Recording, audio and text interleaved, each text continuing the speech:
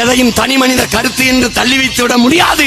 உலகத்தீரே, இதிகாசங்கள், புராணங்கள், தத்துவங்கள், கோட்பாடுகள், கொள்கைகள் எல்லாம், காப்பியங்கள், காவியங்கள் எல்லாம் தனி ஒரு மனிதனால் சொல்லப்பட்டதுதான்.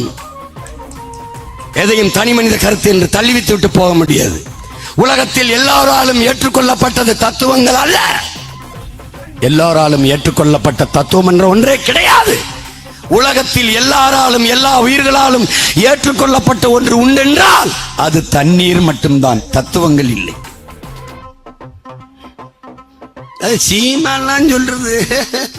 நான் சொல்றேன், 4 பேர் கேட்டான், அப்புறம் 40 பேரு, 4000 பேரு, 4 லட்சம் பேரு, அப்புறம் 17 லட்சம் பேரு, 32 லட்சம் பேரு, நாளைக்கு அது 1,25,00,000 லட்சம் பேரா மாறும்போது அதிகாரம் நாடு என்கிட்ட வரும். இந்த மாதிரி என் தாய்மொழியை கொன்னுட்டு ஒரு விளம்பர பலகை